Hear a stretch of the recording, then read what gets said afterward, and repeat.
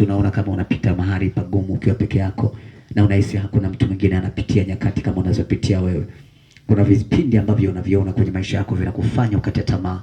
Yako maswali mengi umejiuliza, hivi kuna Mungu ama hakuna? Mbona napita hapa? Na kuna muda unasikia hautaendelea tena mbele. Ni Biblia imetabiri, atakayevumilia mpaka mwisho ndio atakayemwona Bwana. Nyakati ni sasa.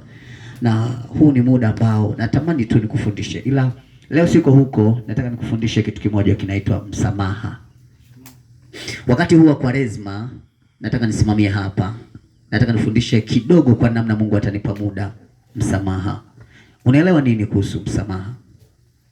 Kanisa, unaelewa nini kuhusu msamaha? Eti msamaha ni nini? Tunaposema uwasamehe, hii ni sala kabisa Yesu ametunga. Baba yetu uliye mbinguni, jina lako litukuzwe. Ufalme wako uje, mapenzi yako yatimizwe hapa duniani kama huko mbinguni. Utupe leo riziki yetu, tusamehe makosa yetu kama na sisi tunavyowasamehe waliotukosea. Yani msamaha ni nini? Ni nani anayestahili kupewa msamaha? Ni nani anayestahili kuomba msamaha? Kama kanisa nataka nifundishe hiki kitu, kwa sababu inawezekana umetembea nacho ukiamini haujui. Lakini Yesu akiwa msalabani, pamoja na habari ya maneno mengi waliyosema wanadamu, alimaliza kwa kusema uwasamehe maana hawajui wanalolitenda. Msamaha. Kanisa, msamaha. Tunazungumzia neno msamaha.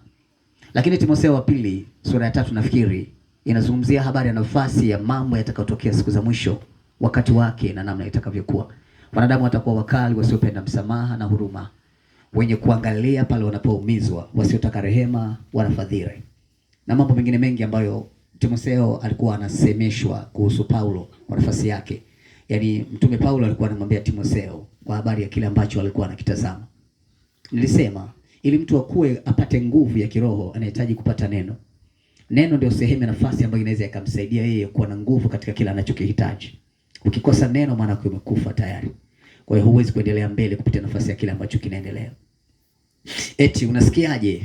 Msamaha ni nini? Kwa nafasi yako umeshawahi kumsamehe mtu? Ushawahi kusamehe? Unasamehe makosa ya namna gani? Kuna namna. Biblia wakati Mungu anaagiza agizo la msamaha kwa mwanadamu, hajaorozesha maisha ama maneno ama makosa ambayo mwanadamu anatakiwa kumsamehe aliyemkosea, ila amesema uwasamehe. Na sala inasema utusamehe kama na sisi tunavyowasamehe waliotukosea. Nataka nizungumzie hapa msamaha. Unapoishi kwa kumtazama mtu, lazima ujue ni tofauti na wewe, hata kama anafanana. Na unavyotembea na mwanadamu, hata kama unampenda sana, lazima uamini ni tofauti na wewe. Hata kama tumezaliwa tumbo moja, tumekaa kwenye kitofu cha mama mmoja, ama tuliishi pamoja, lakini lazima uamini tuna tofauti. Tulipendana sana, ni watu ambao inawezekana tulitambulishana kila sehemu kwa kusema ukimwona huyu umeniona mimi, lakini lazima uamini tuna tofauti. Hakuna mwanadamu ambaye anafanana na mwanadamu mwingine duniani. Haijawahi kutokea na haitatokea. Ndio maana maneno yanasema msamaha. Kwa sababu anapokukosea mwenzio, hawezi kujua kipimo cha maumivu utakayoyasikia moyoni mwako kwa kosa atakalokutendea. Mwenye kuachia msamaha ni mhusika aliyesikia msamaha sawa sawa na namna ambavyo amekosea. Sio yule ambaye amekosea. Aliyekosea hana nguvu sana mahali pa nafasi ya kosa lako, ila wewe uliyelipokea kosa ndio mtu wa mwisho kufanya maamuzi kupitia namna ya maumivu yaliyokupata. Atendaye dhambi tayari alikwishatenda, hawezi kuirudia dhambi. Lakini aumiaye kwa dhambi ni yule aliyeshiriki dhambi, kwa sababu inamhusu kwenye nafasi yake. Unapozungumzia msamaha, unazungumzia tukio kubwa ambalo lazima mwanadamu yoyote alifanye kwenye maisha yake. Na ni kweli kwamba tumeumbwa watu wa namna tofauti tofauti. Yuko mtu aweze kuumia kwa dakika chache akaachia. Yuko mtu akiumia leo hapoi hata mwezi. Yuko mtu ambaye akiumia anahisi hakuna mtu mwingine ameumia kama yeye. Ndio maana kuna wakati unatafakari maisha namna ambavyo unatembea wewe mwenyewe. Na hautakui kuchagua kitu cha kusamehe ama dhambi ya kusamehe ama udhaifu ama kosa ama mapungufu uliyokosewa na mwingine ili usamehe. Unatakiwa kusamehe kwa ukubwa. Msamaha mzuri ni upi? Msamaha mzuri ni ule uliokuumiza sana kuliko ule ulioumia kawaida.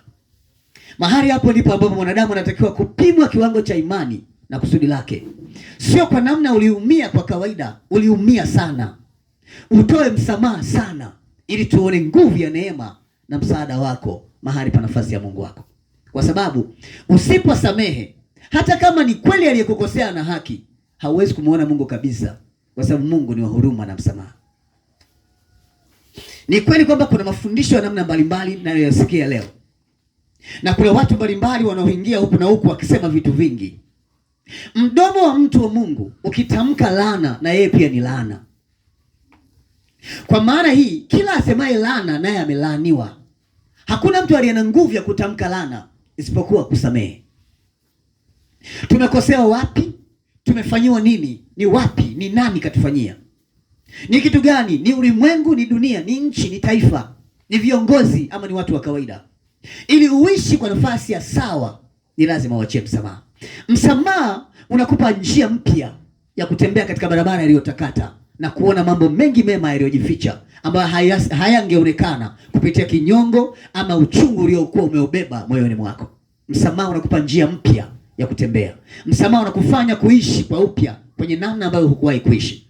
Msamaha unaliondoa giza mahali pa giza lako na kukupa nuru. Msamaha ni baraka. Nimezungumza haya kwa sababu nataka nizungumze, tuko kipindi cha Kwaresma, ili ujue. Kwa sababu kuna mtu ambaye ameweka viwango vya mambo ya msamaha kwenye nafasi yake. Ana watu aliowapimia kuwasamehe. Kuna mtu alijitokeza mbele yako akakwambia, nisamehe maana mimi ndio niliyemuua mama yako. Kwanza unacheka kidogo. Wewe ndio uliyemuua mama? Mimi ndio niliyemuua mama yako. Natamani kusikia msamaha kutoka kwako. Nimeshindwa kupata usingizi. Huu ni mwaka wa 10 sasa, au mwaka wa 5, au mwaka wa 6, au mwaka wa 4. Sisikii raha moyoni mwangu. Nasikia kukuomba msamaha. Usicheke. Hautakiwi kuchagua kitu cha kusamehe. Kinachokuumiza sana ndio cha kusamehe sana. Kwa sababu msamaha ni kipimo. Kinakupa njia mpya ya kutembea. Hivi unafahamu kwamba kila kinachotokea duniani kimepangwa na Mungu? Ni kibaya ama kizuri, kimepangwa na Mungu pia. Kuna jambo ambalo unaishi nalo leo, ambalo unaamini lilisababishwa na mtu fulani ama na kitu fulani, ndio maana uko hivyo, lakini unaamini kama limepangwa na Mungu. Ili ulishinde lazima ukubali kwanza. Utoke katika lile kwa kukubali. Msamaha ni jambo kubwa ambalo linaishi. Ni kweli kuna namna ulicheza bahati mbaya ukajikuta umeingia kwenye mazingira ambayo hukutegemea, yakakupa shida. Ni kweli kwamba kosa huleta mabaya. Kosa huleta mabaya. Lakini neema na msamaha hutengeneza njia mpya na mwanga mpya katika maisha ya mtu aliyeshindwa. Na ndio maana nimesema, unamsamehe nani? Kwa sababu nimesikia watu wanasema, urudishe ubaya kwa walionitendea ubaya. Hata wewe pia ni mbaya. Wafanye sawa sawa na namna ilivyo. Wamechimba mashimo yangu wakatumbukia wenyewe. Mimi sisikii kusema maneno haya, lakini nataka nikukumbushe, hizo ni hasira. Siku zote adui anataka uishi katika kukosea, ili uwe mtu wa makosa, ili uishi kwa kushindwa kwenye maisha yako. Huwezi kupokea neema ya Mungu na nguvu ya Mungu hata kama ni kiongozi kwa kusema mabaya. Maana neema ya Mungu ipo kwenye msamaha tu. Na ndio maana tunaumia. Ndio maana nimekwambia, unasamehe makosa gani? Kuna watu ambao ni rahisi sana wewe kuwasamehe, na kuna watu ambao unasema hutakuja kuwasamehe mpaka unakufa. Ni dhambi gani wamekutenda? Unaamini kwamba kwa maumivu ambayo umeyapata ni sahihi wewe kufanya maamuzi uliyofanya kwa ili ya kukosea? Ni kweli kwamba moyo wako umebeba kinyongo na ulikwisha tamka kabisa, sitakusamehe mpaka nakwenda kaburini, sitakusamehe. Wewe ni nani kwenye hili? Wewe ni mtu wa Mungu ama ni mtu wa shetani? Wewe umepita kwa kifungo cha watu wengine ama kwa neema ya watu wengine? Kama tunaamini tulifanya makosa tukasamehewa, ni dhambi gani kubwa ambayo mwanadamu alifanya tofauti na dhambi ya kutomsikiliza Mungu alichokisema kwenye bustani ya Edeni, nje na hicho ambacho unakijua? Hivi unajua kutosikiliza ndio kuleta mambo yote ambayo tunapitia leo. Hata kifo kilipitia pale, ni mlango wa mabaya. Ikiwa ni wewe ndio ulitendewa dhambi hili, ungefanyeje? Lakini Biblia inasema panao msamaha wa kweli kwenye moyo wa mtu. Nataka nikufundishe kipindi cha Kwaresma hiki. Tembea ukijua hili.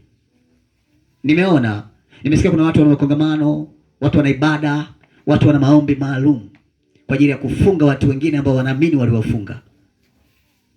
Kwa hiyo watu wanasema maneno mengi magumu. Nilisikia huu ni wakati wa kurudisha kisasi kwa adui yako. Hata wewe ni mtu mbaya pia. Yaani hakuna mtu mwema ajuaye kutenda dhambi, hata mmoja hayupo. Ila asili ya mema ni mema na asili ya mabaya ni mabaya. Kitu gani kilichokuumiza? Nimesema ni kitu gani? Ni nchi, ni watu, ni vitu, ni viongozi, ni mama, ni baba, ni mtoto, ni mke ama ni mume. Ni nani amekutenda dhambi gani kubwa? Kuna kosa gani ambalo umetendewa ambalo halina msamaha kwenye maisha yako? Kitu gani? Nisikilize vizuri, kuna kitu kitakufunguka leo. Na kuna jambo jipya litaingia kwenye maisha yako na utaanza kuona mwanga mwingine. Lakini ukishindwa, maana yake kuna mambo ambayo hayawezi kutokea kabisa kwenye maisha yako. Lazima. Kwa sababu nimesema msamaha ni baraka. Na nimekurudisha kwenye historia kwa habari ya watu wengi ambao walikuwepo. Tuna mfano wa mambo mengi, na ni kweli kwamba kuna watu wanasema maneno mengi. Biblia inasema nini juu ya sheria ama taratibu? Biblia inazungumzia amri 10 za mwanzo. Na namna Mungu alivyoishi na wanadamu wa kale na jinsi alivyowaambia. Ukisoma vizuri hivi vitabu, Kumbukumbu la Torati, kitabu cha Mambo ya Walawi, vitabu vya sheria ambavyo vinaelezea habari ya uhalisia wa maisha ya mwanadamu. Biblia inasema Daudi akasema maneno, wakatumbukia shimoni wote ambao wananiwazia mabaya. Lakini Biblia inasema kwenye Torati yao ni jino kwa jino. Biblia imekuja kutuletea amri 2 tu mwishoni. Mpende Bwana Mungu wako kuliko kitu chochote. Na ya pili yafanana na hiyo, mpende jirani yako kama nafsi yako. Ukizidi kusoma mle ndani anasema usihukumu nawe hautahukumiwa. Wapende wengine bila kuwachukia. Watendee mema wanaokuudhi na kukutendea mabaya. Wasamehe wote. Sara ya baba yetu inatupa muda wa kujua uwasamehe kama na sisi tunavyowasamehe. Unisamehe mimi kama na sisi tunavyowasamehe waliotukosea. Utusamehe. Maana yake hata wewe unawakela wengine, unawaudhi wengine, umewakosea wengine na umewatendea dhambi wengine. Je, unajua ni kwa namna ama ni kwa maumivu gani waliyapata kwa kosa uliowatendea, hata kama wewe kwako unahisi ni dogo? Uzito wa kosa upo kwa aliyekosewa, sio kwa anayekosea. Mara nyingi anayekosewa ndiye anayebeba mzigo wa kile ambacho anakiona. Unajuaje kama kosa ulilofanya ni dogo? Hata unasema ameshindwa tu kunisamehe, kitu chenye ni cha kawaida kabisa. Hata wewe umeshindwa kusamehe kwenye kitu ambacho umeona kama sio cha kawaida. Kwa nafasi yako ya kawaida, una jambo gani kubwa unatakiwa kulifanya? Ni kweli mama yako amekwisha kufa, aliuawa. Ni kweli baba yako amekwisha kufa, aliuawa. Ni kweli mtoto wako amekwisha kufa, aliuawa. Ni kweli jirani zako ama wapendwa wako wamekwisha kufa. Ni kweli. Ni kweli mume wako ameuawa. Ni kweli kwamba inawezekana mke wako ameuawa, amekwisha kufa tayari. Ni kweli umeibiwa, ulishanyang'anywa, tayari ulishanyang'anywa. Ni kweli ushafanyiwa uovu. Ni kweli umefungwa. Ni kweli uko mahali pagumu ambapo ni kwa kusingiziwa ila hakustahili kuwa hapo. Nikwambie kitu, ili utoke hapo, achia kwanza. Kubali kusamehe. Acha yaende. Acha yaende. Hayo ni mwanzo wa njia yako. Ni funzo lako. Hayo ni elimu yako, ni ujuzi wako, ni maarifa yako. Hayo ndio uwezo wako, ndio baraka yako. Hata kama macho yako yanaona haiwezekani. Usisamehe mara moja. Mtu mmoja alimfuata Yesu akamwambia, Musa alituambia tusamehe mara 7. Wewe unatuambia tusamehe mara ngapi? Yesu akasema samehe 7 mara 70. Hivi tunafanya hivi kanisa, tunajua kusamehe kweli? Kuna vinyongo vya ajabu ajabu ambavyo ukiviangalia havina mbele wala nyuma. Nimesema unachagua watu wa kuwasamehe, si ndivyo? Unachagua makosa pia kusamehe. Unatembea kwenye maisha ambayo yana unyonge kwa sababu ya namna ambavyo umeshindwa kuwa na huruma na msamaha. Ukijitazama ulivyo, hata wewe tu una mapungufu. Ndio maana uko hivyo. Ndio maana nimeanza kusema hakuna mwanadamu anayefanana na mwanadamu mwingine. Na hakuna mwanadamu atakuwa perfect 100% siku zote kwako. Kuna namna udhaifu na unyonge wake lazima uonekane. Sio kila atakachokipenda mwenzako utakipenda wewe pia. Sio kweli. Kuna namna mwanadamu anatembea katika hali ambayo sio yenyewe kwa nafasi yake. Kama Yesu aliwaambia wale watu samehe mara 70, samehe 7 mara 70. Usiangalie msamaha, usiangalie aliyokukosea, kwa maana anayesamehe lazima awe na moyo wa kweli wa kusamehe kutoka rohoni, ili atembee katika usawa kile ambacho kinatakiwa kionekane. Msamaha ni barabara njema yenye baraka. Tumesikia, nimesikia, ni kweli mimi ninaogopa. Kuna wakati nasikia tu naogopa. Unasikia kuna mtu anasema anapanda na laani. Wewe ni nani? Wewe haukosei. Ni kweli kwamba kuna vitu ambavyo kibinadamu vipo tu. Ndio maana Paulo anaelezea habari ya Torati. Anasema tukisema tusimamie Torati, Torati haina huruma. Torati haina msamaha. Lakini Biblia inasema Mungu akaitisha kikao. Akasema ni mtume nani atakayeokoa wanadamu na dhambi zao? Yesu akasema nitume mimi. Nitume mimi. Nimesema pale ambapo unamkuta mtu aliyekutenda ubaya amekaa mbele yako anahitaji msaada, utamsaidia? Nafikiri utasema Mungu amemleta adui yangu karibu ili nimuone na nimwaibishe. Lakini ni kweli kwamba unachokifanya kiko sawa. Hasira na ghadhabu ni vitu ambavyo vinakuja kwa sababu ya jambo ambalo ulitumaini. Na ni kweli kwamba kuna muda unashindwa kubeba msamaha kwa sababu unaamini kilichoondolewa kwako kilikuwa maisha yako. Kuna muda unaamini kilichochukuliwa kutoka kwako kilikuwa ni very special. Inawezekana kwamba kingekupigisha hatua kutoka hapo kukupeleka sehemu nyingine. Lakini nikwambia kitu, sio kweli. Kila kinachoondolewa kwako kwa vizuri ama kwa vibaya hakikuwa cha kwako, ndio maana kimeondoka. Amelaniwa mtu amtegemea mwanadamu na kumfanya kwa kinga yake, huku moyoni mwake amemwacha Mungu. Kwa nafasi ya kawaida ni lazima uamini kilichoondolewa kina sababu. Kiliondolewa katika njia ambayo hukuipenda. Ndio maana pia kuna watu wanakufa hatujataka. Tunazungumza maneno mengi, maana ni fulani alihusika, maana lakini alikwishaondoka tayari. Na mwanadamu nimekwambia harudi, hata kama aliuawa kiuchawi hawezi kurudia tena kuishi. Ni lazima amekufa. Kwa nafasi ya kweli lazima ujue kuna kitu gani kikubwa ambacho kiko. Injili ya leo sio injili tu ya kuzungumza, lazima tujifunze mambo ambayo tunaishi nayo saizi. Tukitaka kupiga hatua, tusitazame tu, lazima tuangalie ukamilifu kwanza wa walioishi kwenye maisha ya neema. Na ndio maana nakukumbusha jambo hili. Unasamehe? Eti unasamehe? Ni kweli kwamba kuna watu wanajiona ni perfect man, yani ni perfect people, kwa wenyewe huwa hawakosei. Kila wakitazama wenyewe wanaona makosa ya watu wengine tu, hawaonagi makosa yao. Lakini ngoja nikwambie, vile vile unavyotazama wewe, ndivyo hivyo hivyo unavyotazamwa.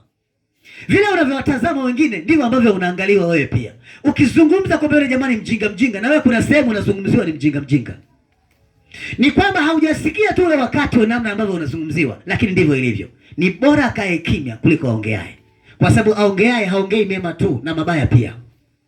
Ila akae kimya umeza yote yaliyo mabaya na mema pia. Kwa nafasi ya kawaida ni lazima ujue ni kwa namna gani unaishi kwenye nafasi yako kama mtu wa Mungu. Sikufichi, wataingia wema, wataingia watakatifu, wataingia walioshinda na kuvumilia na kustahimili.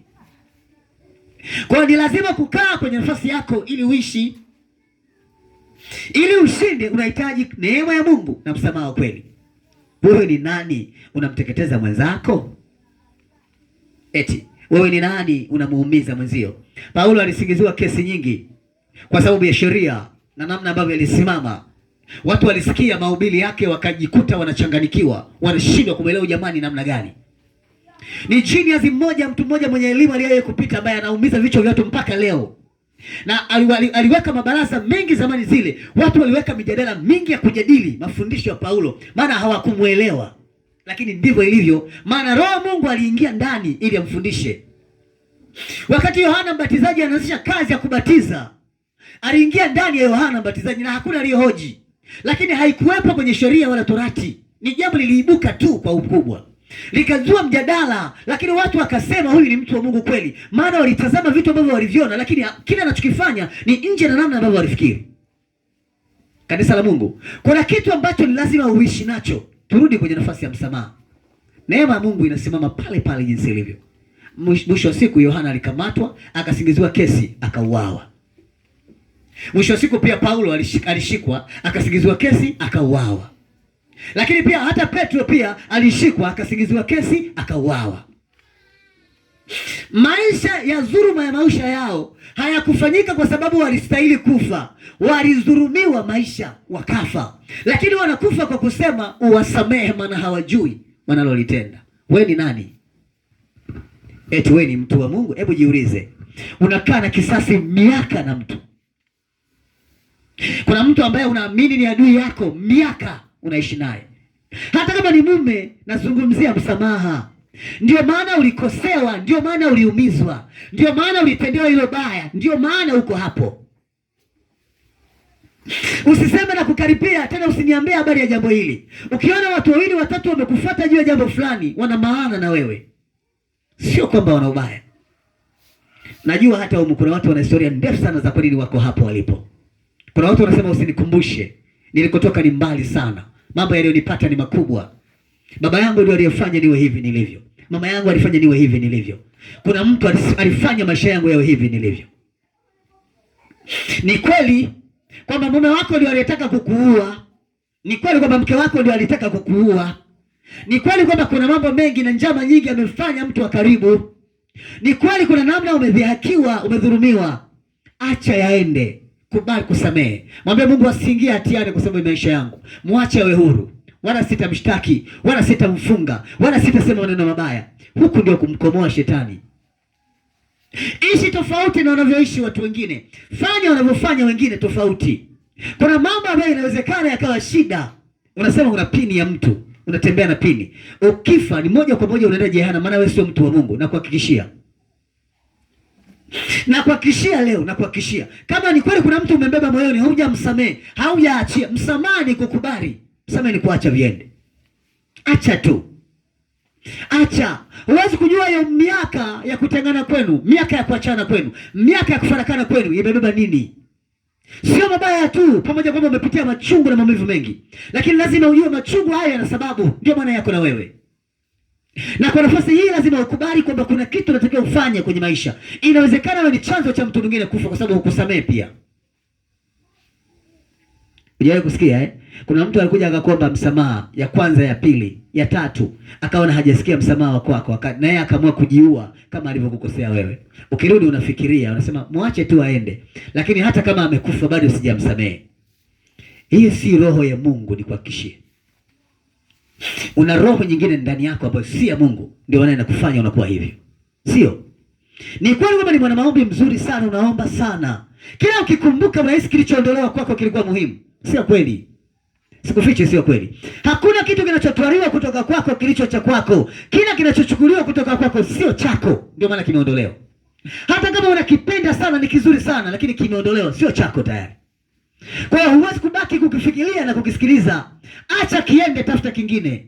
Mwambie Mungu, kwa sababu kilichokuwa cha kwangu kimeondolewa, nipe changu, nisimame na wewe. Tena kwa moyo mweupe bila kinyongo, na ukikutana naye aliyekuumiza msalimie uende. Huruma ni kitu cha pekee ambacho kinaishi. Hao ndio watu wa Mungu. Atakayevumilia mpaka mwisho asende atakayemwona Mungu. Na mbinguni wanaingia watakatifu, watu ambao ni mashujaa, waliobeba silaha zao kushoto na kulia, wanatembea kwa ujasiri na nguvu bila kuumia. Anasema ufalme wa Mungu utatekwa na wenye nguvu, watu jasiri ambao wameshiba mafundisho, wamekaa sehemu akaelewa. Wao ni tofauti na shetani. Kisasi cha shetani ni kutenda mabaya, na wewe ukitenda mabaya unakuwa wa nani? Jiulize swali. Kama shetani kazi yake ni kutenda mabaya, wewe unapotenda mabaya unakuwa wa nani? Kutosamehe ni kutenda vibaya pia. Na nikwambia jambo kubwa kwamba kutosamehe pia ni dhambi kubwa kama dhambi ya kuua. Kutosamehe, kwa sababu ni dhambi ambayo haitakupa maisha ya amani mpaka unaondoka duniani. Sio namna unavyofikiri tu, lakini lazima ujue aliyekukosea na sababu. Ni kweli alikosea kwa sababu pengine ya tamaa, maisha fulani, aliingiwa na kitu kikamfanya wewe vile. Akifa mahali pa dhambi tayari ni tatizo. Yesu alikuja kuokoa, sio kupoteza. Ndio maana aliumia hata alipogundua pia anasalitiwa, ila aliandikwa. Na yeye hakusema neno baya mpaka anatundikwa msalabani, japokuwa tuhuma na mashtaka yake yote ni ya uongo. Umekaa mbali kwa sababu fulani za kuumizwa. Kuna mtu ni chanzo cha wewe kuhama eneo, ni chanzo cha wewe kwenda sehemu, ni chanzo cha wewe kuishi maisha fulani. Ni kweli, yeye ndio sababu, yeye ndio picha ya namna ambavyo unaishi leo, lakini acha aende. Nimesema unaona nini mbele yako? Biblia inasema hawatakuwa wenye msamaha, watakuwa wenye kisasi na uchungu, wenye kujipenda, wenye kuona kama wao wameumizwa kuliko wengine, wasiojali msamaha, wasiotaka amani, wasiotaka suluhu. Ni watu wakali, wasio na neema.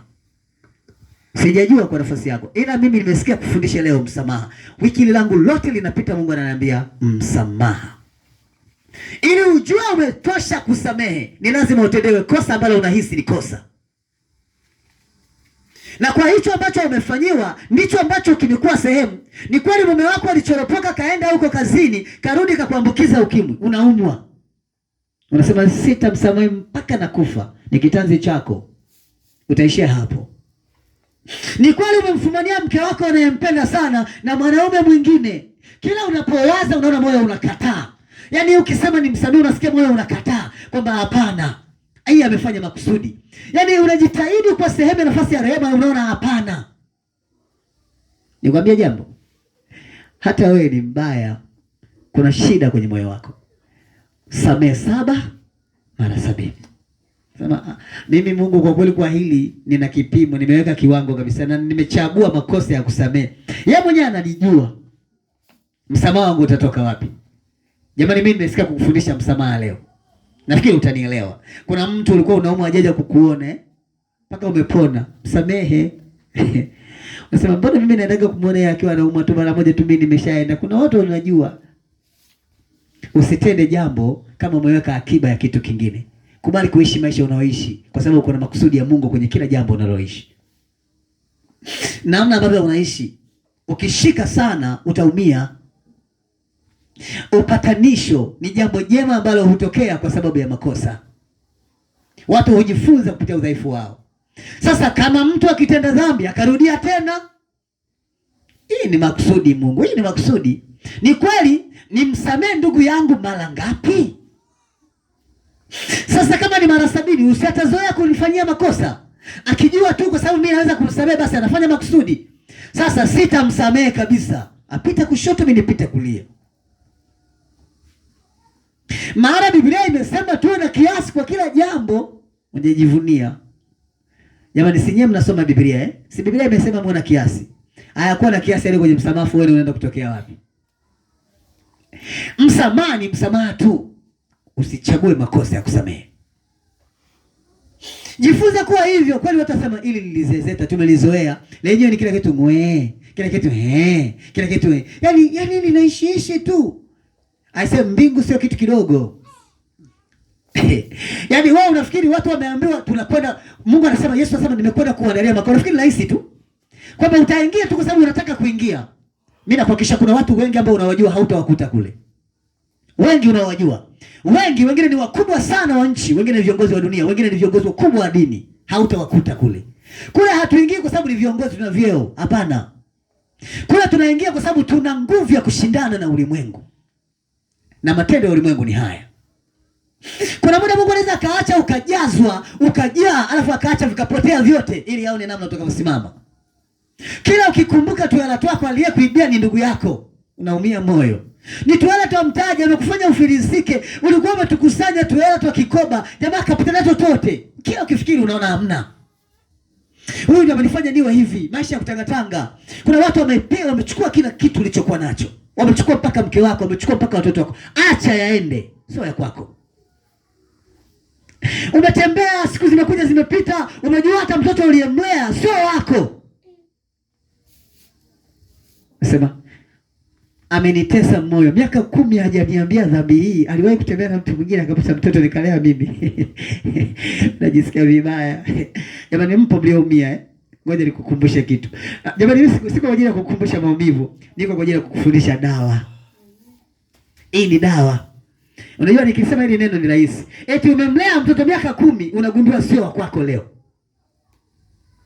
Kile ukikatazama katoto, kikaangalia katoto, unasikia hasira, sio wa kwako. Alafu aliye naye katoto wako ni ndugu yako au rafiki yako. Na kila siku anakuja kukwambia, ndio maana anakapendaga, kumbe ni kwake miaka 10 au 15. Aliyetembea na mke wako ni rafiki yako wa damu, rafiki yako kipenzi ambaye siri zako zote anazo. Na ndiye mwenye mtoto. alafu unalea wewe. Sema kwa dhambi hii niko tayari kwenda jehanamu. Kuna maisha hapo. Unajua nilikuwa nazungumzia wewe, si watoto wako wote ni wako.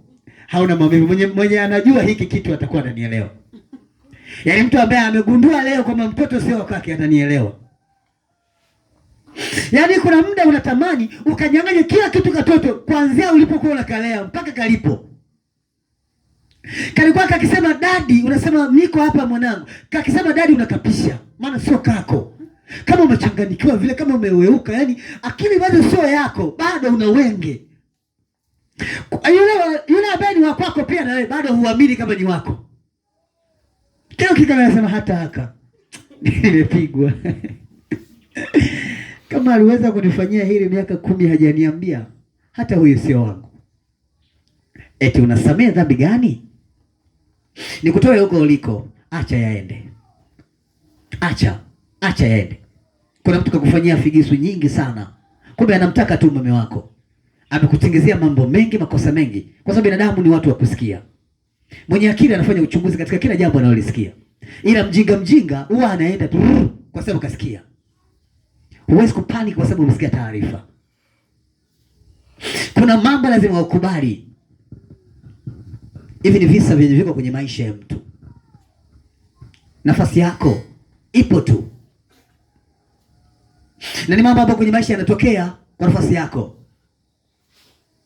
Ndugu yangu mmoja aliumia kwenye kikisa cha mtoto ambaye sio kwake. Aliumia. Ananiambia siwezi kukubali. Kila nikifikiri nasema hapana. Nikamwambia mwanamke anatoa mayai tu, ni kifuko cha kutunzia watoto. Alitunza mtoto, sio kwako ni kweli, lakini alitunza. Acha. Anasema nikifikiri bado sipati picha. Kinachoniumiza ni kwa nini hakuniambia. Nikasema kama leo unaumia kwa kiwango hiki, hata kile kipindi ungeumia kwa kiwango hiki. Ngoja nikufundishe jambo. Wakati sahihi wa kusikia jambo ni muda uliousikia, ndio wakati sahihi. Fanya maamuzi yaliyo sahihi kwa wakati sahihi uliousikia. Kubali. Anasema nikimwangalia hivi sitaki kumuona tena kwenye macho yangu. Hivi unajisikiaje? Na ni leo ni kweli wanasema hivi eti mtu anayejua siri ya mtoto ni mama. Kwamba wewe ni wa nani? Yaani mwenye siri ya mtoto huyu ni wa nani? Ni mama. Eti ni kweli jamani? Kwa sababu wakati huo ametembea na wewe, inasikana kabla ya kwako kuna mtu mwingine alitembea naye. Akabeba mimba. Ila yeye anajua mtoto ni wa nani. Akizaliwa anasema, "Ah, miguu hayo." Ni deva bajaji yule. Ambaye alikuwa anadili. Ajua miguu imekata kuona hii ni ya kwake kabisa. Ni kweli wanajua. Eti baba, unajisikiaje lakini?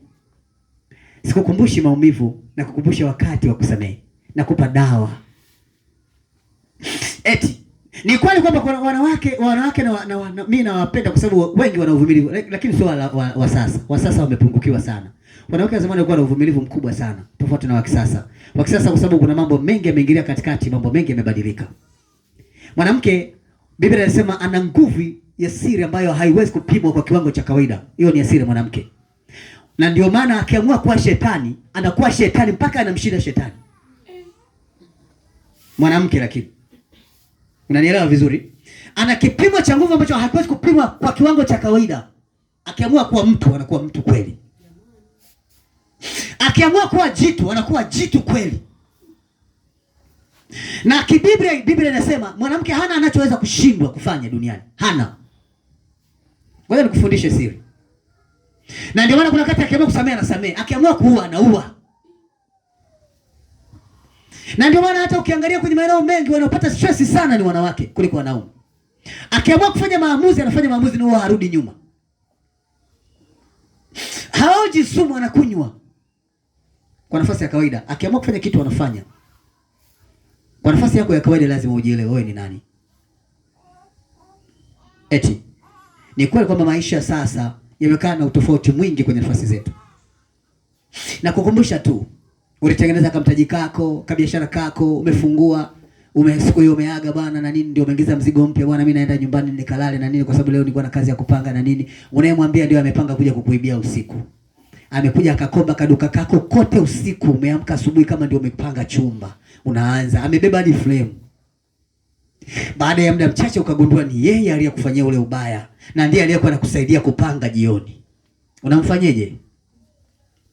Na ni baada ya hapo maisha yako yakabadilika sana, yakawa maisha mabaya ambayo hayana mbele wala nyuma, hayana mwanzo wala mwisho, yapo tu.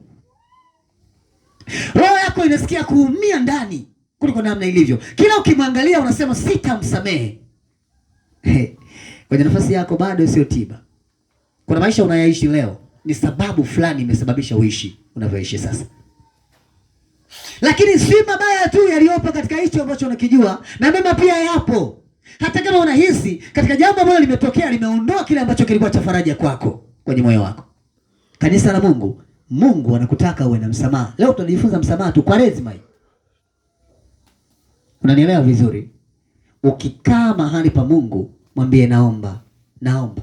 Na usiseme tu kwanza, kubali kwanza kusamehe, anza kusamehe kwanza. Usitake kusamehewa, anza kwanza kusamehe. Kumbuka tu maumivu mangapi umeyabeba. Yuko mtu alikusingizia kesi, kuna mtu alikufanyia mambo mengi mabaya. Mimi nazungumzia msamaha, wapendwa wangu. Unajua yako makosa ya kawaida kwenye maisha. Hakuna jambo linaumiza kama kutendewa jambo baya na mtu unayempenda. Unanielewa vizuri eh? Hakuna kitu kinauma kama kusalitiwa na mtu ambaye unampenda, ambaye yuko katikati yako. Awe ni mwanaume au ni mwanamke, hakuna kitu kinaumiza kama hicho. Ndio maana hata Yesu alisalitiwa na Yuda, mbeba mkoba, mtu anayeshika matoleo, mtu ambaye anakusanya sadaka, mtu aliyekuwa naye kila sehemu akienda naye. Yuda alijua machimbo yote ya Yesu, maficho yote, maeneo yote ya kujificha aliyajua, ndiye aliyemsaliti. Hata wewe unasema kikulacho kiko kingoni mwako, ndani ya nafasi yako. Aliyekusaliti ni mtu unayemjua wa karibu kwenye mfumo wako. Lakini nikukumbusha jambo, acha aende. Alikuja kwa sababu hiyo. Yeye ndio sababu. Aliletwa kwa ajili ya hilo.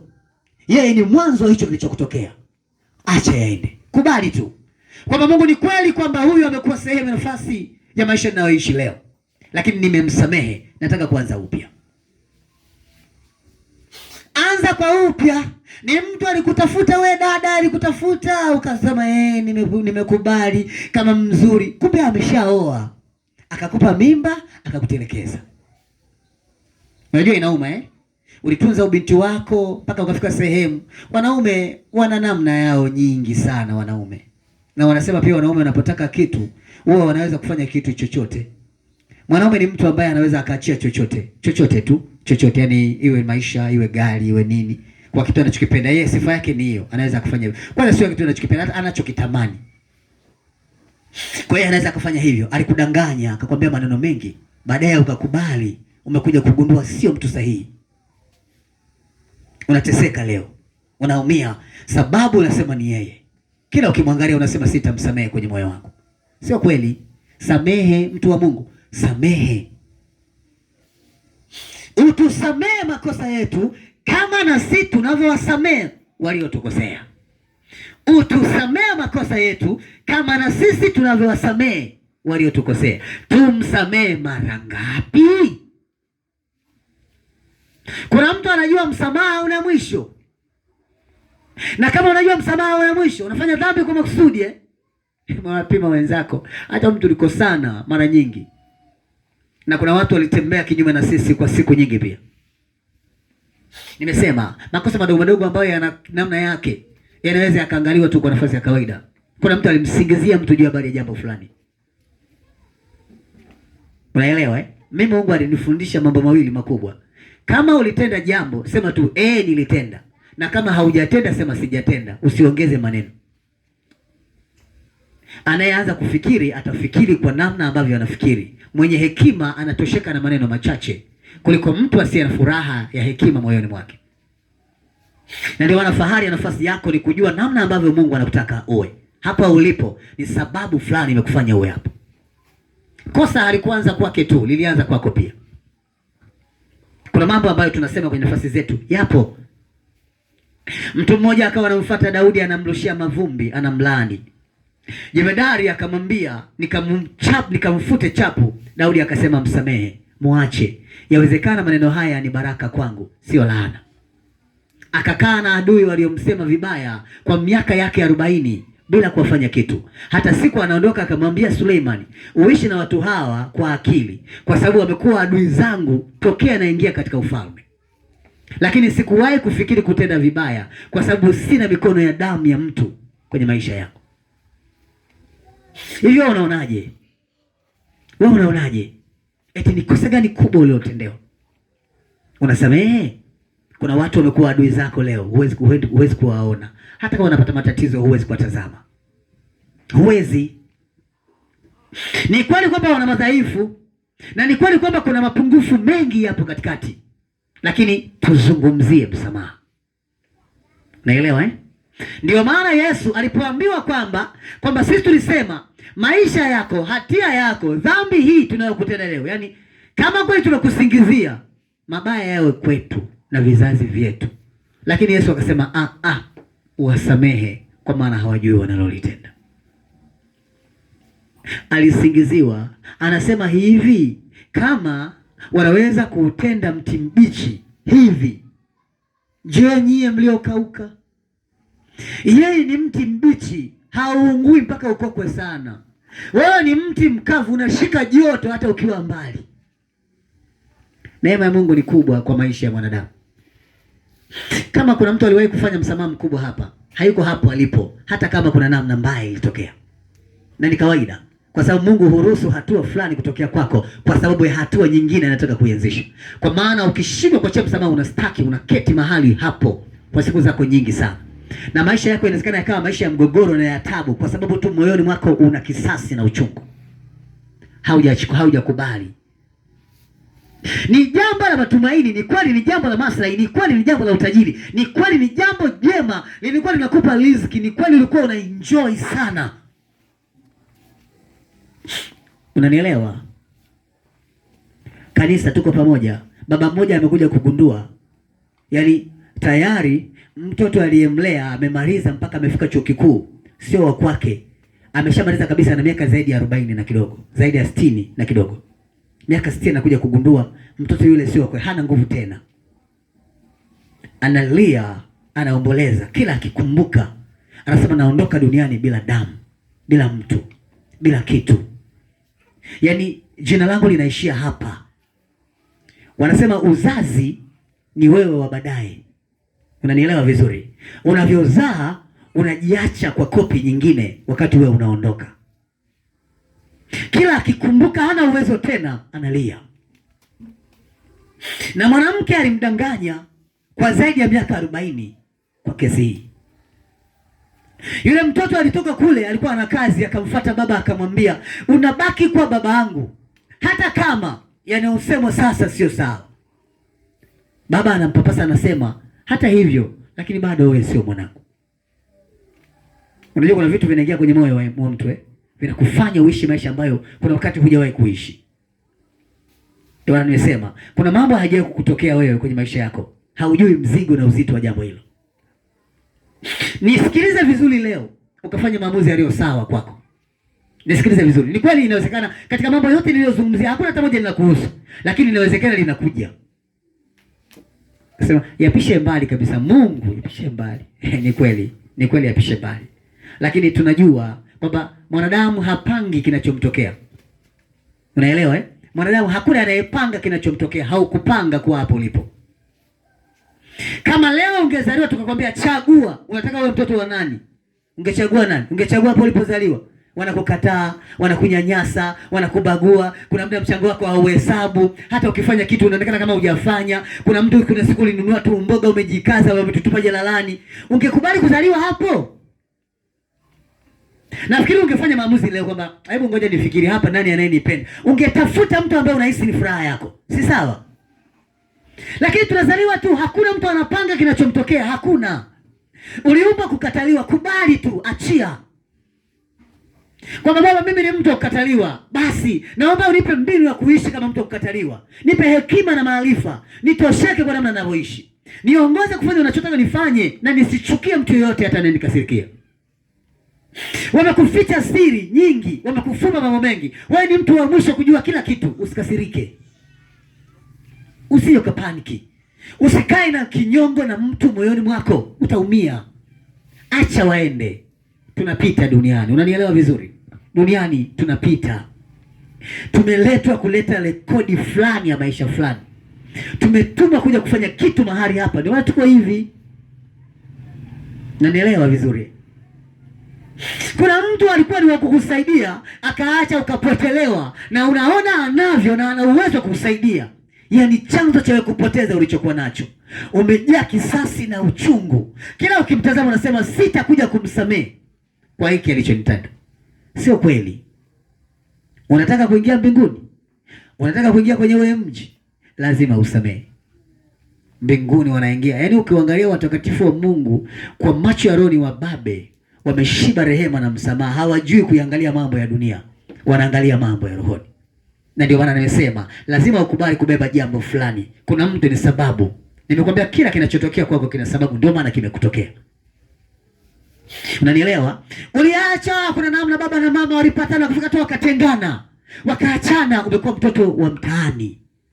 Unaishi kama mwizi. Unafika sehemu unagundua hili ni kosa la baba na mama.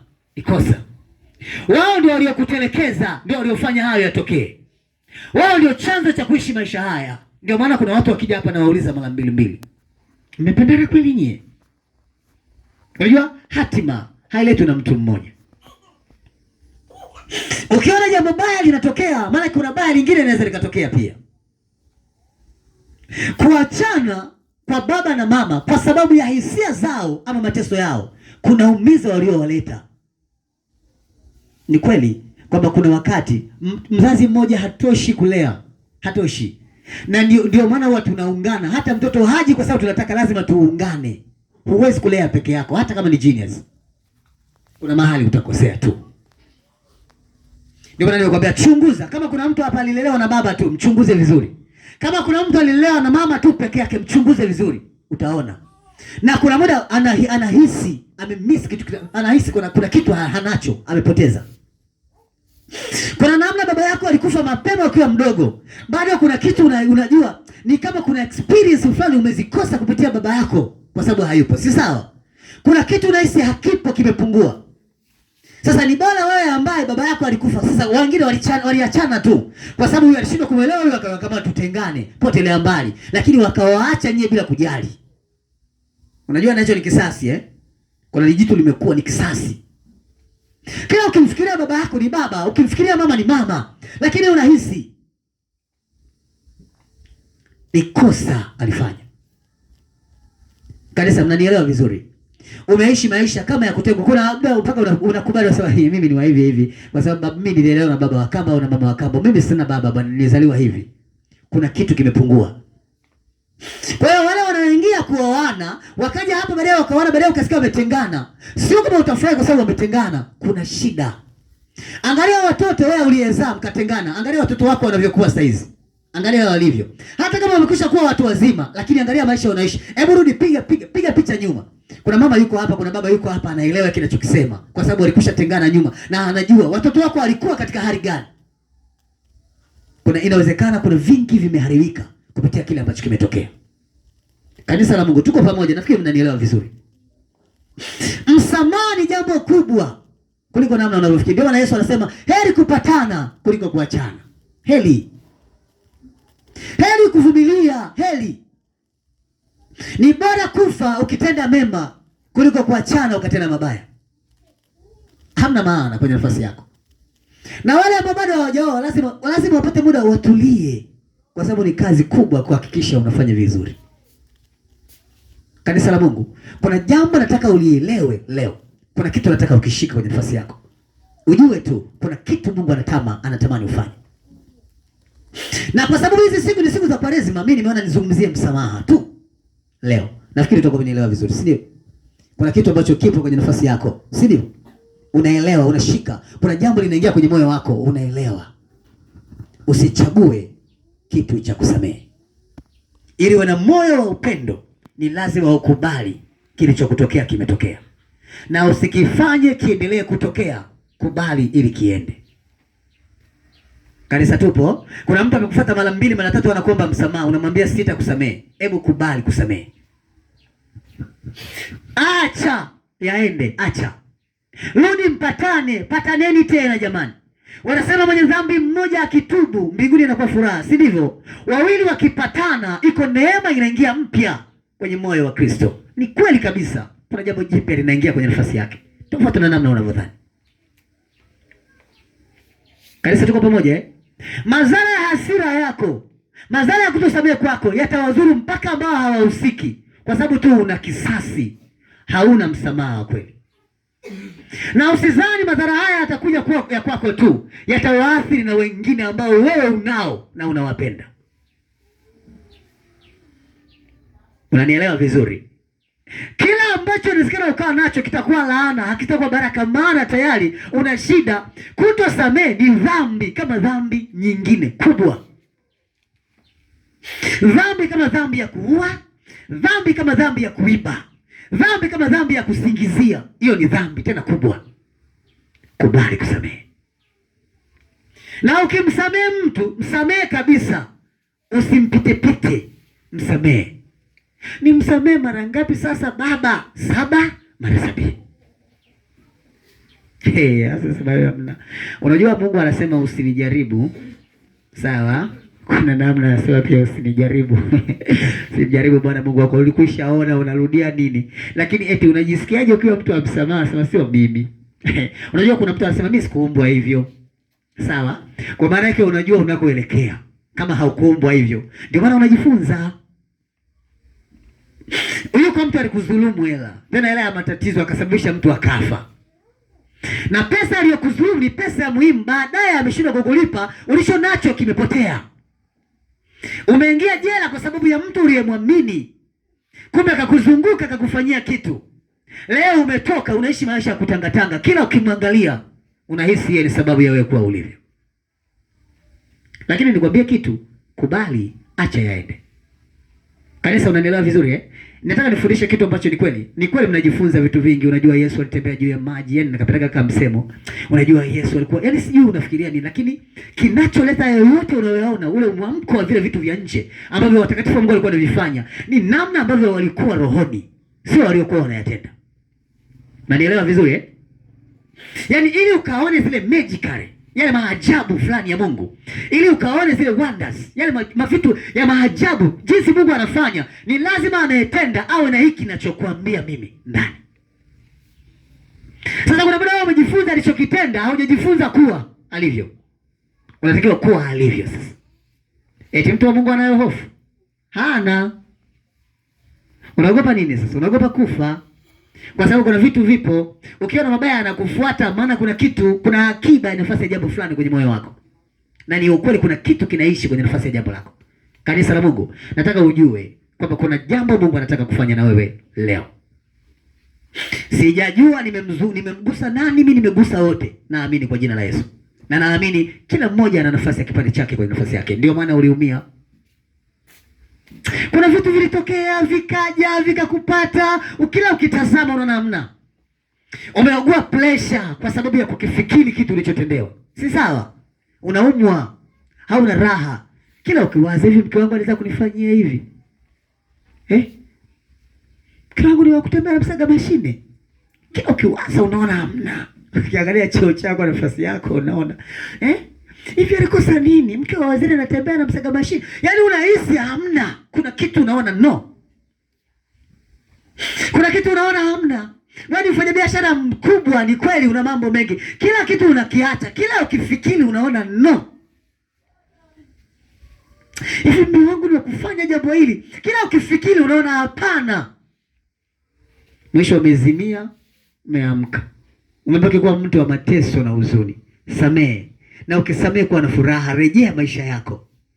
Hebu mwambie Mungu, sikuumbwa peke yangu. Huyo mtu nikamwambia hivi, kama vile ambavyo mke wako anaweza kubeba mimba yako, ndivyo anaweza kubeba mimba ya mtu mwingine. Kuna muda amini limekwisha tokea, acha liende. Mwite mke wako, mwambie nimekusamehe kutoka rohoni. Na akisema turudiane, rudianeni, usimtenge. Akaniambia hiyo kitu sitafanya. Sitafanya leo wala kesho wala milele. Hivi mtumishi wa Mungu unaelewa unachokisema? Namwambia naelewa. Eti hebu vuta picha, hata wewe vuta picha, ni wewe sasa, vuta kwa jinsi ulivyo. Eti unasema mimi naenda kupotelea ovyo ovyo. Tikito umepambia tu vitu, umekufa. Unaondoka kwa hasira, mnakuwazanaga tu kidogo, unavyoondoka mpaka majibu ya kuume hii unarudi. Una hali ngumu kwenye maisha yako. Eti hili jambo ni kubwa. Eti kaka, ni jambo kubwa sio kitu kidogo. Jamani, mimi nazungumzia msamaha kwa nafasi ya kawaida. Ananiambia sitafanya leo wala kesho wala milele. Sitafanya. Nikamwambia kwa hiyo unakubali kwenda jehanamu? Iwage tu. Lakini sitafanya hivi. Nikamwambia hapana. Wewe sio huyo. Wewe ni huyo hapa. Kuna mtu alimuoa mwanamke aliyekuta amezaa watoto wawili nje.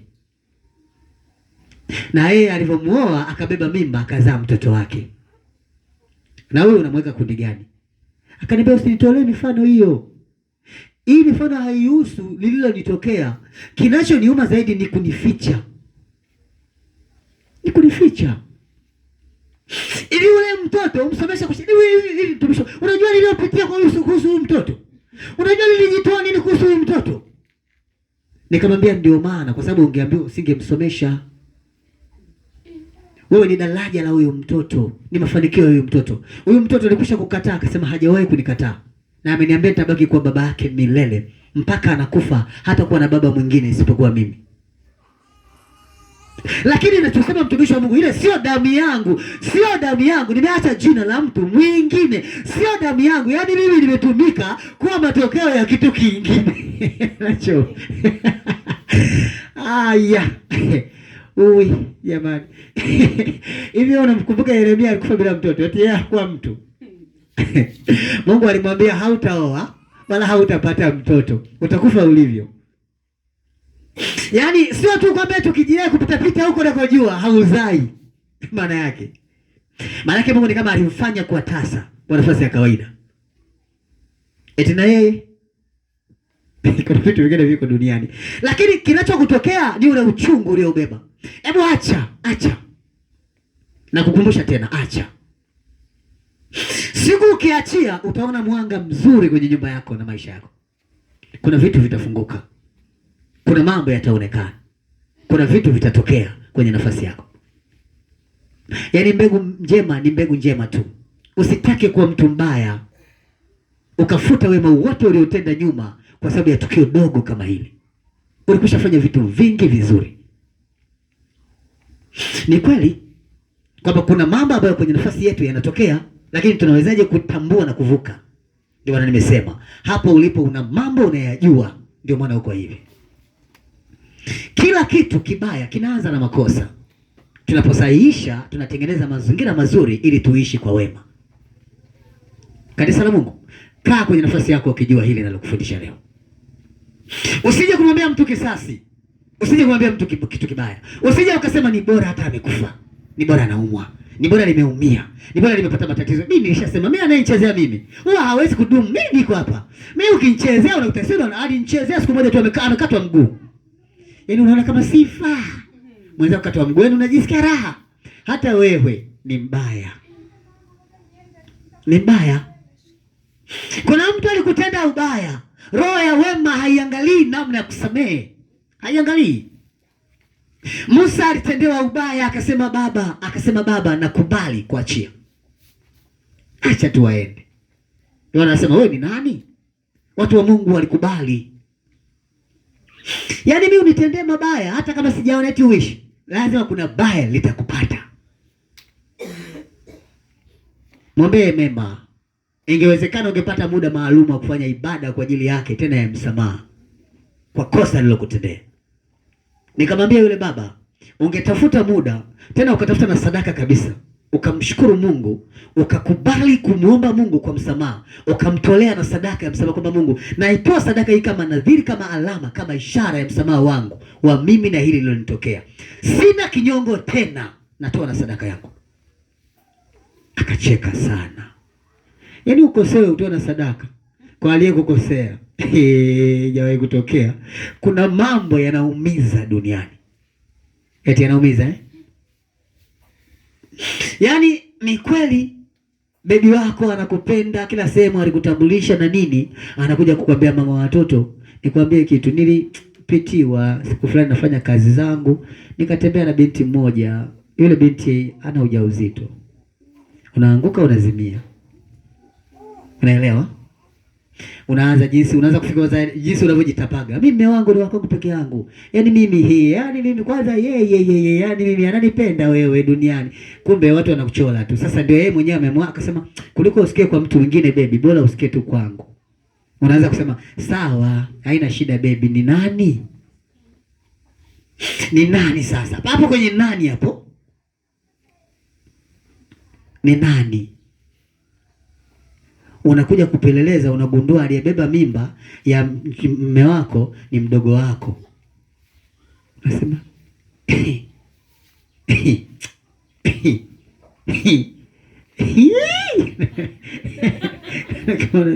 kama naanza kucheka.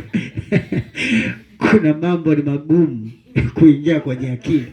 Unajua bora angekuwa mtu wa kawaida, kwa sababu msamaha wako si unasamehe, ni mdogo wako. Na wewe wakati wewe una mimba na mdogo wako ana mimba afu ya mume wako. Tunajisikiaje? Kuna kitu kipi sasa? Kaka Chezi leo anafundisha kwa anacheka. Sasa nataka nilie. Makosa yakitokea yanatokea tu. Dunia ndivyo ilivyo. Hivi unaelewa kama duniani tunayo dhiki Unaelewa hili neno? Biblia inasema duniani tunayo dhiki, ni uwanja wa mapambano, ni sehemu ya fujo za namna zote duniani. Na watu wanaumia kwa namna mbalimbali.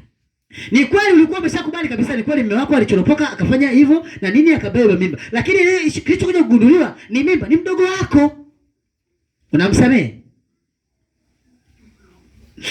Na wewe wakati wote tena leo una mimba. Inawezekana sasa. Kwa hiyo wewe ni fataki. Hautulii baba. Haukuona watu wengine, ukaona pale pale. Umepanga kutuaibisha. Sawa, ngoja tu ninywe sumu nife ili ubaki na mdogo wangu. Kwa hili ulionitendea, huko unakusanya tu vitu kwa hili. Nakwambia utajuta. Kwa hili. Kuna mambo yapo tu.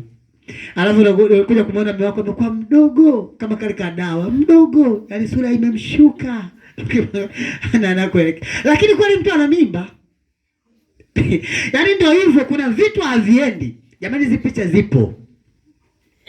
Kuna mambo unaona hayaendi.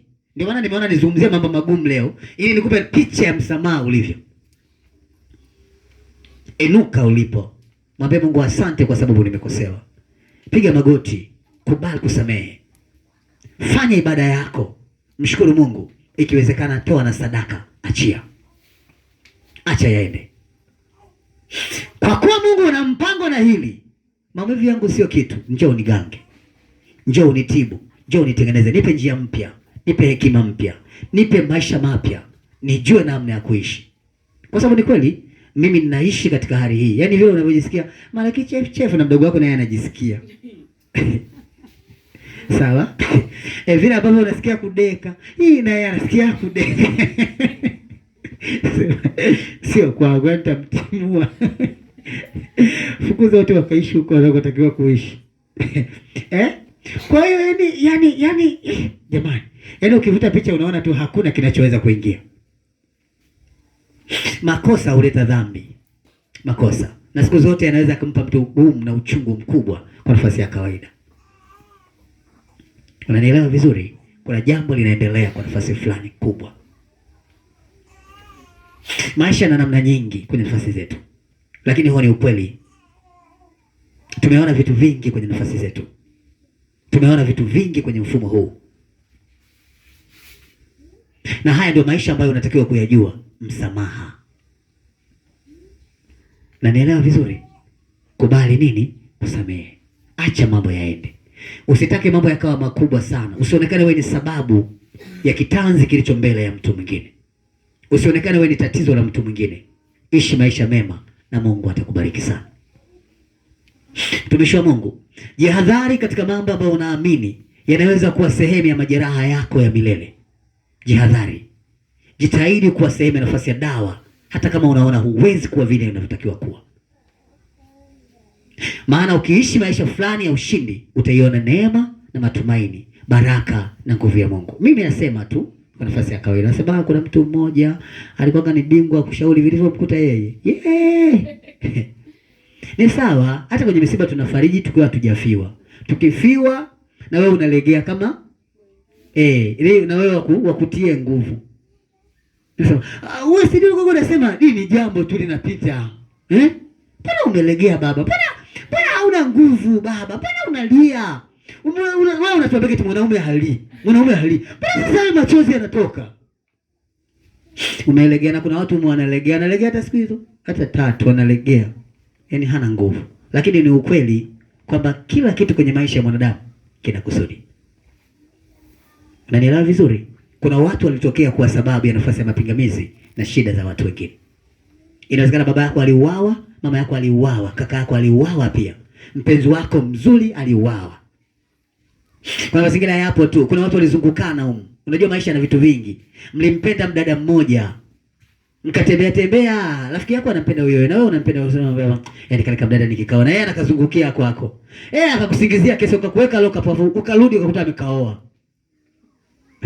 Sitakusamehe kwa hili. Mungu shahidi, mbingu na ardhi vinaniona. Sawa. Lakini ukweli ni huo. Eti unaamini aliyokukosea amekunyang'anya ulichokuwa nacho? Unaamini kama kosa ni kuchukua kile kizuri ulicho nacho? Si unaamini Kosa ni kuchukua kizuri ulicho nacho. Ulitamani kuishi maisha ya furaha, amani na upendo, yameondolewa kwa sababu ya jambo ambalo limekuumiza. Si ndivyo ilivyo? Kwa maana unaanza kupitia mzunguko wa maisha mengine ambayo hukuyazoea kwa sababu ya jambo ambalo limekutokea likawa tatizo kwako. Hebu yakubali yale maisha, anza kwa upya, tengeneza muonekano na Mungu atakubariki. Mimi leo sina vitu vingi sana vya kuzungumza. Nilikuwa na hiki tu, msamaha. Tunaelewana Na najua utakuwa umenielewa vizuri kabisa. Leo tarehe 1 mwezi wa 3 mwaka 26. Tunaelewana ni siku ya msamaha. Naomba ushike vizuri sana haya maneno kwa sababu yana kazi na wewe. Naomba uyazingatie kwa sababu yatakusaidia uko unakoelekea. Hakuna mtu anaomba kitu kibaya kiwe cha kwake, lakini vinakuja tu. Hatupendi kuteseka. Hapo unatamani hata ungekuwa na maisha fulani. Ndio maana nimesema hapa hata kila mtu angechaguliwa kwamba dada, hebu chagua uzaliwe wapi. Mungu sasa amekupa nafasi. Chagua dada, unataka kuzaliwa wapi? Sema nizaliwe mbinguni. Hakuna matatizo. Au kuna kamkaka hapa kazuri kanaweza kutunza nini? Unataka kuolewa na nani? Sio, unachagua tu. Kuna wakaka wanaga mambo mengi, kila kitu kaoshe vyombo sawa, kafue haya, kadeki haya, nisaidie kupika haya. Unaelewa? Usingekubali kuolewa naye. Hata kama moyo haumtaki, si ukakubali tu kwa sababu ya hali anayokufanyia. Umeolewa na mbabe, hata unatonga utapika tu.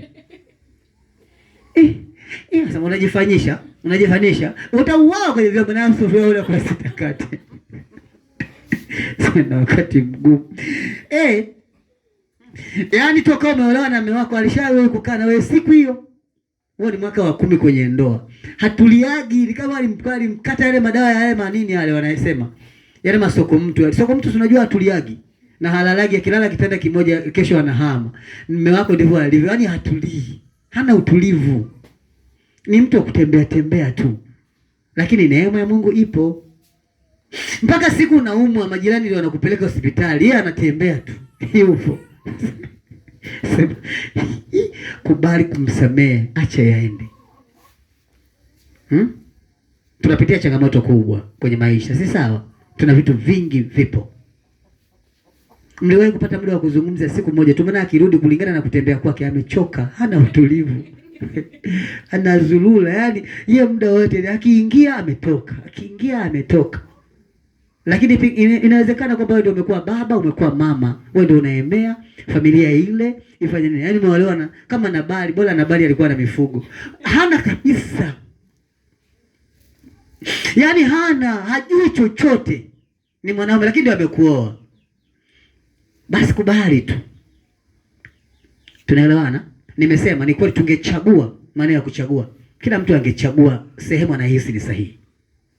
Unaelewa? Eti hata kama ungekuwa ni wewe unamkataa mkaka wa namna hiyo, eti mama unamkataa mkaka wa namna hiyo, mpole, taratibu, hana mambo mengi. Kuna mdadi unamfokea. Na wewe baba fulani umekuwa kama lijili la pale. Mae, baba wa watu ametulia tu, amecheka, anaendelea na time zake, mara akakushikia mtoto, mara si kafanya nini. Baby usifue hizo nguo, acha tutakusaidia kufua. Mume wako ni mbabe, unajiuguza mwenyewe, unajiponya mwenyewe. Baba fulani anaumwa, kwa hiyo kufa. Maana unajua unaumwa, badala uende ukatafute dawa unaniambia ninaumwa. Mimi nifanyeje sasa? Amejaa shombo kuanzia kichwa mpaka vidole. Hauna jambo. Unamwambia hata ukitaka kumwambia sasa basi, wewe unajua kinachokuja. Unajua wewe na Mungu wako. Jamani, maisha ni msamaha. Tunaelewana? 7 mara ngapi? Mara 70. Sasa kaka Chazi, mimi bado hiyo nifikisha mara 70. Ikishagonga tu, wewe atanitambua. Usiache kitu kizuri kikaondoka kwenye maisha yako. Wewe ni mtu mwema, unaelewa? Unaelewa kama wewe ni mtu mwema? Unajua kama umebeba alama ya wema? Wewe ni mzuri, una upendo. Usiondoe upendo wako, uzuri wako kwa sababu ya kosa dogo ulilotendewa. Unanielewa? Usikubali kwa mtu mwingine kwa sababu ya dhambi uliyotendewa. Tayari mume wako alikusha zaa na mtu mwingine. Tayari mdogo wako tayari ana mimba, ni kweli anayo, anayepeleka kabisa. Haitoki. Na kitoto kimeng'ang'ana kunywa visafu akiendi, kinataka kizaliwe. Unamutaje sasa? Kwenye mfumo wa kawaida kuna shida kwenye nafasi zetu. Lakini nikutakie neema, upendo na maisha ya uzuri na ushindi kwa nafasi yako. Chukua mbegu hii, wewe ni mtu mwema. Acha yaende. Sawa? Mke wako alikufokea mbele za watu, acha yaende. Sijui mume wako alikukataa akakusingizia, acha yaende. Mungu akubariki sana. Amen.